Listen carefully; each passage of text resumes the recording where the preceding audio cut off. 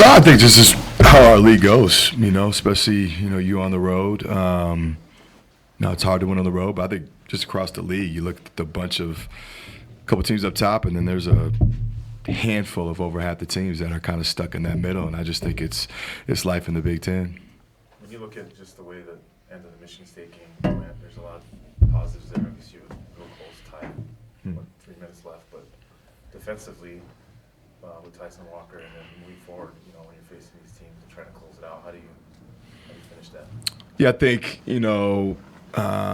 the positive is that, the guys put themselves in a position, obviously, to win a good game on the road. But it's just that one play, it's the one, maybe a ball screen coverage, maybe it's a one loose ball, one rebound, one offensive turnover that in winning time can be the difference. And so it's just understanding that and really getting back to really being detail-oriented, which I thought we were for the majority of the game. But, again, it just takes that one slippage that can cost you in our league. And then when Elijah's not out there, obviously, if you have an update on him, but also when he's not out there, how much did that change the way you guys did your offense? Yeah, it changed it. Obviously you lose primary ball handler, and then, Mike was kind of on an island because Cam was battling foul trouble. And so, Mike plays 40 minutes, and I thought did a really good job. But, yeah, anytime for us you're down a ball handler, you're down a facilitator, kind of bumps everybody over a position, and it puts things like foul trouble now become important, making sure we're playing clean basketball. So to be able to, withstand that, I think, again, was another positive that we were able to do it undermanned in a hostile environment on the road against a good team. We need to be able to build off that. And I think our guys will. I think you draw confidence from just different experiences that you get. And that was one of them that we were able to go through. Cam Christie's a fun watch, and he got foul trouble the other night, but how much do you want to put on his plate as a freshman? Because he looks like he's figuring this thing out, and he's such a good shooter. Yeah, how do you navigate him, his playing time, what you expect from him, without, moving too far too quick? The hard part is I thought against Michigan State, he was ready to roll. He just had a bounce to his step. He was ready, and so that was tough because when he gets in foul trouble and you're trying to manage that in a game when I thought he could have really, really helped us and been explosive, that is tough. But Cam's he's a unique freshman. He's mature. He's competitive. I don't think any moment is really too big for him. So I don't, right now in this stage, worry too much about putting too much on his plate. I think he's the type of player that he wants that to a certain degree. He wouldn't want to be in a situation where maybe he doesn't have that. That's just how he's built. And I think he handles it well. I think all freshmen and transfers, when you get into the league, you do adjust to, all right, now their scouting report is out on me, especially when you're playing well. And so teams are going to look to take stuff away, whether it's stuff you do offensively, whether it's physicality, what have you. So I think there is an adjustment period for all guys be early in the Big Ten season of like, okay, I got to make an adjustment to how defenses are guarding me. And I think once they do that, then they get really comfortable, and that's when you build on confidence. Do you have to be a volume shooter to be a good shooter? Do you have to have green light and feel that all the time? His legs are always in the right spot. Right. I don't know if you need to be a volume shooter, but I want all my guys to not take a shot and be looking over at the bench, because I do think there is a piece of that. I don't care if you take 15 shots, you take 4. Each shot is important. I want you to shoot that with confidence. I don't want you to think about, all right, what's the outcome going to be from the bench or from me? That's why we emphasize if we take good shots and guys know what good shots are, I want them to shoot that free and with confidence. And is there an update on Elijah for tomorrow? No, we'll see what he can do today. He was limited yesterday, so we'll see what he can do today, see how it looks and see how it feels. With Cam, do you find yourself having the same types of conversations that you did with the freshmen last year, just about how vital this kind of the first time through the Big Ten can be for your development?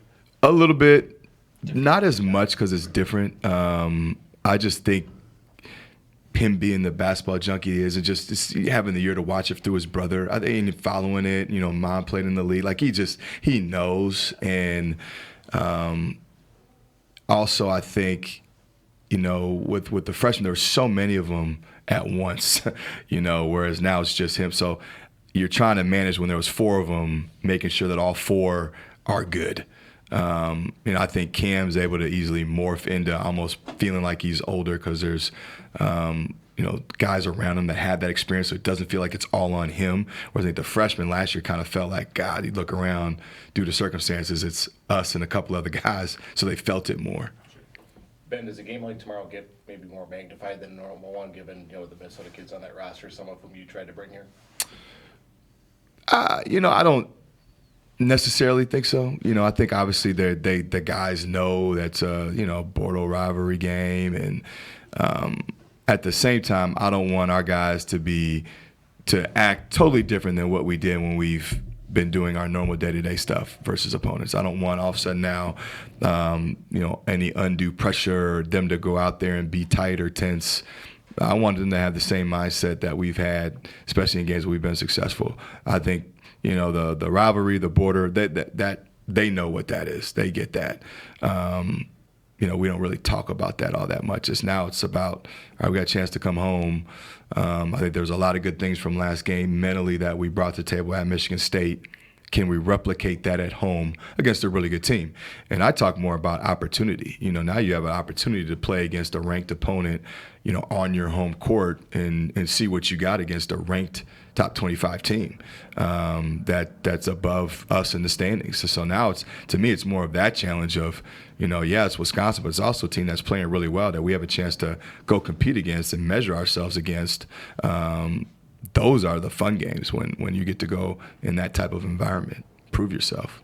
You guys, I know the players are so well aware now of NIL money and what's flowing in Wisconsin versus here.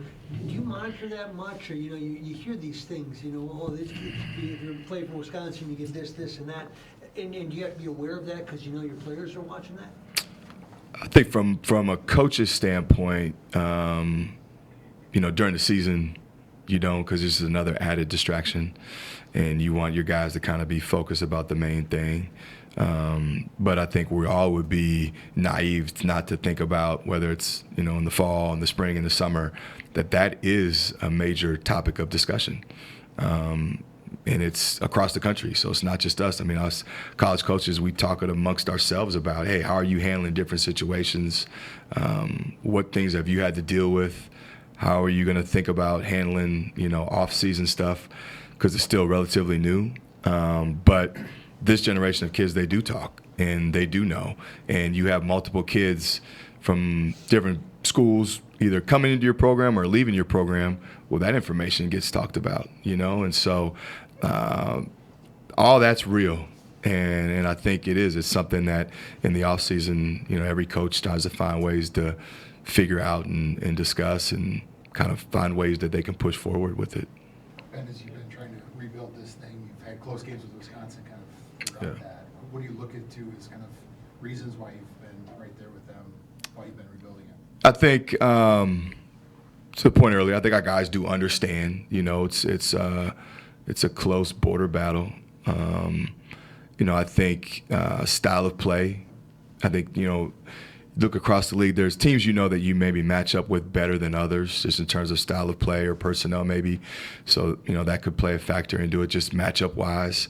And I think, again, it's just guys having that, competitive nature to them with this game and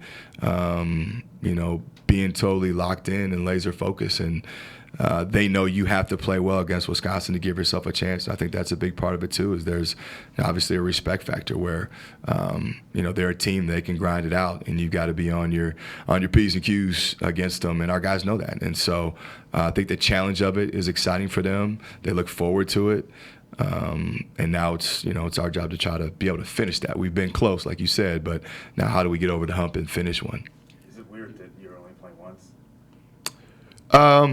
A little bit, again, it goes to something that I don't control. So you only put so much time into it, but I don't know if that's how often that's happened, but it does seem a little bit different to only play them once, I guess. In the future, though, with the Big Ten expanding and all that, would it be nice to be able to play the rivals a couple times or at least once a year?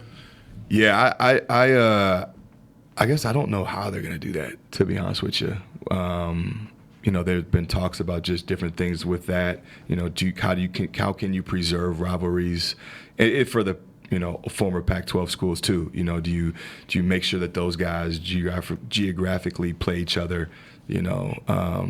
So yeah, I don't know how they're going to do that to try to preserve some of that, because I think some of that from the fan base standpoint I think is important. So yeah, we'll see how that plays out.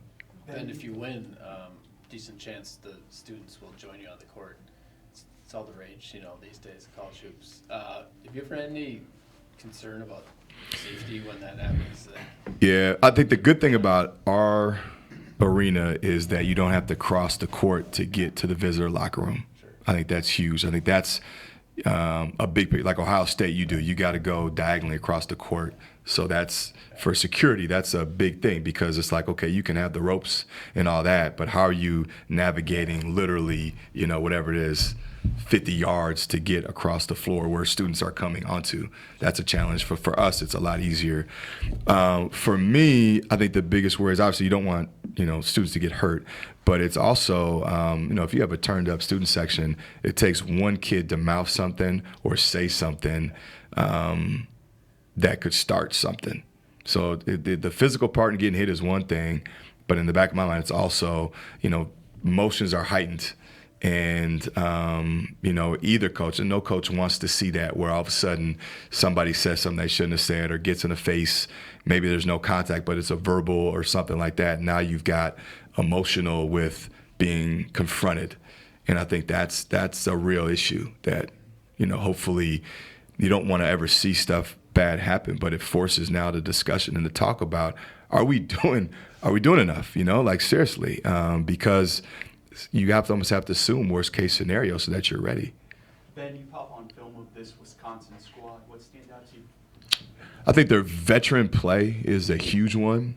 As much basketball those guys have played, not only in college but together, I think is huge. Storrs is obviously a new piece. Blackwell's a new piece. But other than that, primarily those guys have not only played a lot of minutes in college basketball, they've played in that system for that same coach. In today's day and age, you can't put a price tag on those experiences and that camaraderie.